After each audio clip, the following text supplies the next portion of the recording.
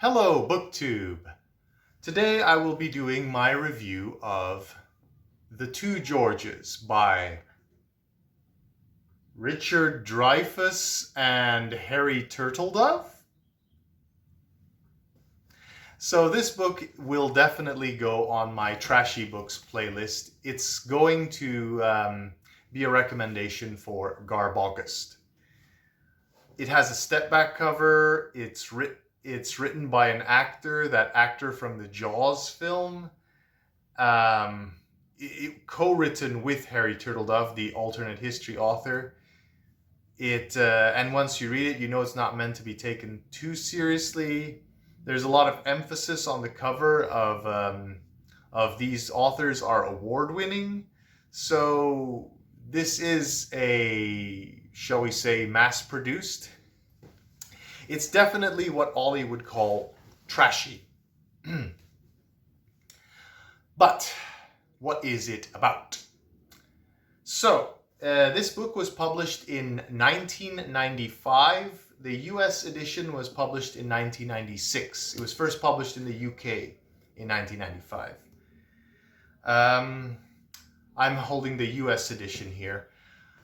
So, this book is about an alternate America where the American Revolutionary War ended without a revolution, without independence, where there was like a compromise between the Americans and the British, so that the United States remained part of the British Empire. So just think a greatly enlarged Canada with slightly less independence. A lot of people don't know this, but the Commonwealth realms like Australia, New Zealand, Canada, a lot of them gained their independence in stages. It wasn't all at once.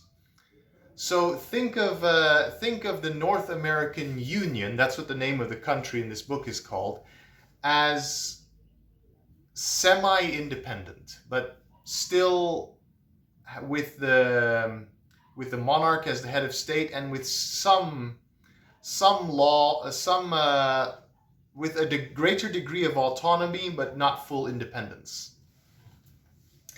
Now, what attracted me to this book initially was when I looked at the map, there's a lot less border gore, a lot less countries in the world.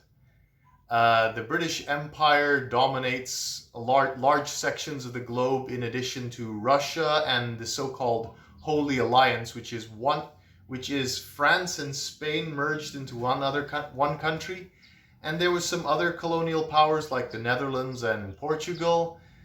But then Germany and Italy are still divided into multiple small states, and Russia is still the Tsar ruling, and it takes place in the modern day. But but there's not all the technology that people enjoyed in 1995. So it's a little bit.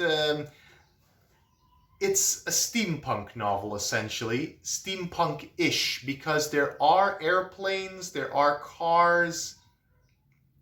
But most of the travel is still by airship, zeppelins, and the cars are, for whatever reason, steam powered as opposed to petroleum powered.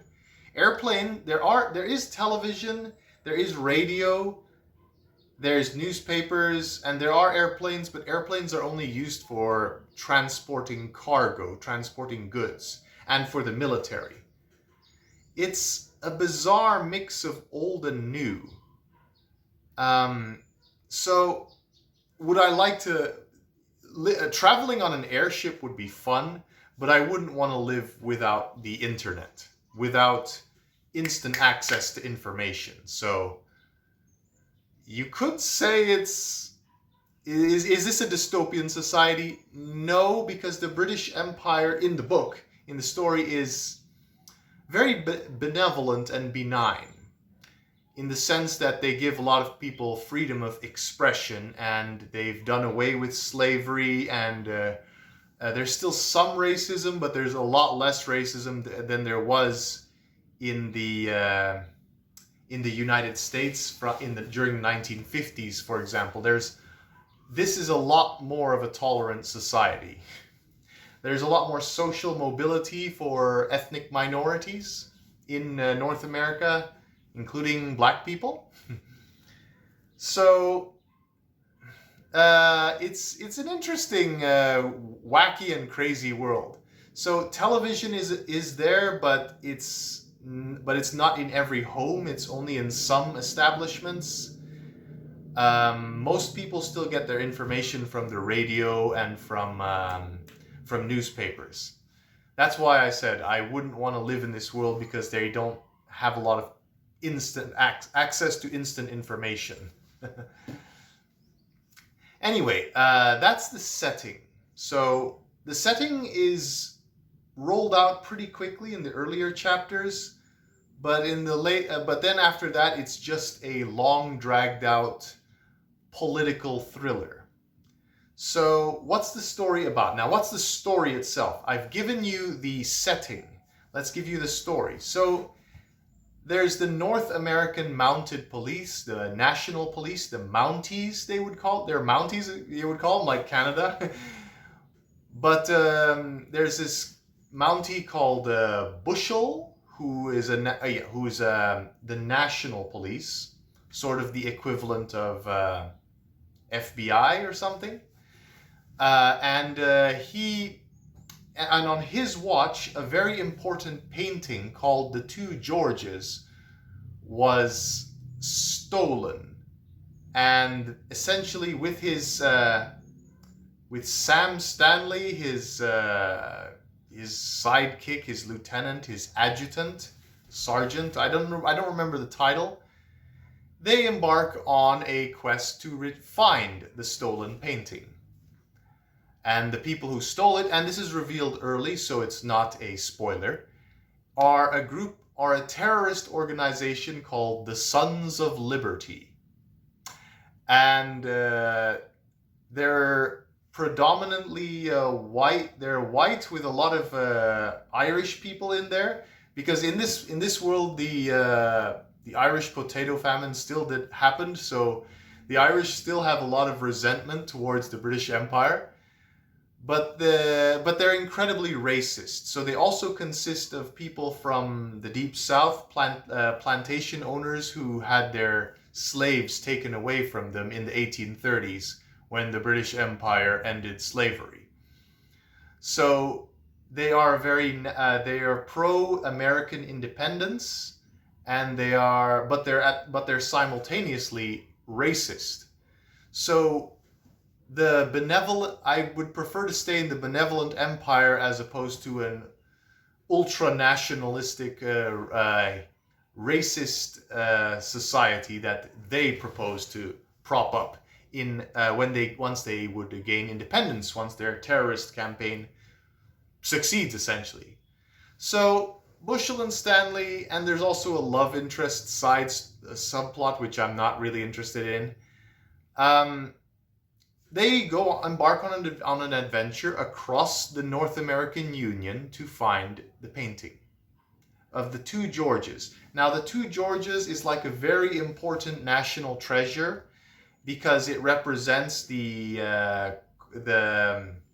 peaceful settlement between the Americans and the British. It's it's a portrait of King George and George Washington. That's why they call it the Two Georges. It symbolizes them having this compromise so that North America remains part of the British Empire. So that's the painting itself. So they keep talking about it, and so yeah, it gets annoying sometimes that they repeat it. And then, of course, there's also intrigue with other foreign powers like the Russians, like the so-called Holy Alliance, which is the Franco-Spanish Empire, which is weird.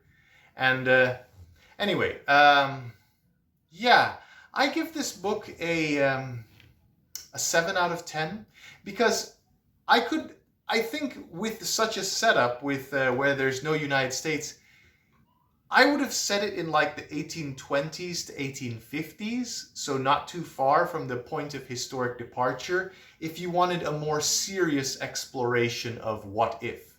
Because the further down the timeline you go, over 200 years in this book, the less likely you are to predict how the world is set up, to know how the world will turn out. So if you wanted a more serious take, it would have been at an earlier date, not at the time of writing the book. But then again, with this steampunk element, and another thing which I will get to shortly, the book doesn't take itself too seriously. And there is a cast of historic characters in the book that survived into the 1990s from the 1960s and 70s. So there's John F. Kennedy, there's Richard Nixon, there's Martin Luther King Jr., and there's King Charles, the present king of the UK right now. So there are some real life people, but their position, except for King Charles, yes, he became king much earlier in this timeline. Their positions in society are not as here. So their place in society is rearranged. For example, Richard Nixon is a car salesman.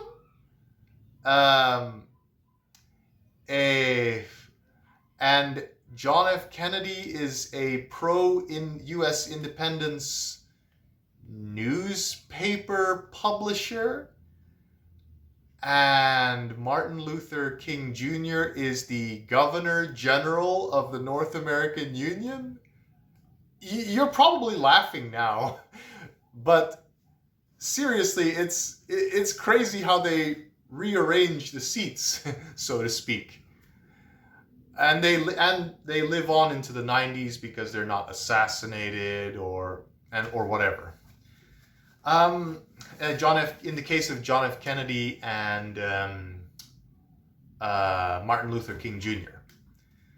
So it is bizarre. So the book is satirical. It is satirical, but sometimes it also takes itself seriously in terms of descriptions of violence, in terms of how the characters react to various situations. Now, there were twists and turns in this book, and so I was entertained. This is a good political thriller with a strange satirical backdrop, so I kind of enjoyed it. At the end of the day, I would rate this book a 7 out of 10. Yeah. I enjoyed it a lot. If you're an alternate history fan, definitely check out The Two Georges. I forgot to mention, the people in this society in the book have the social outlook, mannerisms, and dress of the Victorians, Victorian England, essentially. And the main characters, Bushel and Stanley, they're a little bit more interesting compared to other Harry Turtledove characters in other books, because they're not just blank slates. So I enjoyed this book. This is probably now my favorite Harry Turtledove novel, and I think it improved because it was co-authored with Richard Dreyfuss. And there is a strange social outlook here about punctuality. So people are punctual. The culture in the society is punctual. People arrive on time on appointments. But here's the catch. When they do make appointments, they set it off in the relatively distant future. So, okay, let's have a meeting. Okay, we have to plan it 3 days in advance, because preparations for appointments They take their time. And that's why they have airships. That's the social attitude. We are not just going to zip from one place to the next really quickly. Let's take our time in preparing ourselves, but we will arrive on time. So if we say 8 a.m. sharp, then 8 a.m. sharp it is, but we're going to have to plan ahead several days. So that's why they love their airship travel. It gives them time to be at ease. It helps them enjoy life, but still be punctual, if that makes sense. Enjoy their time on Earth, but still be punctual. I think we should adopt that kind of outlook in the real world. Okay, thanks for listening in.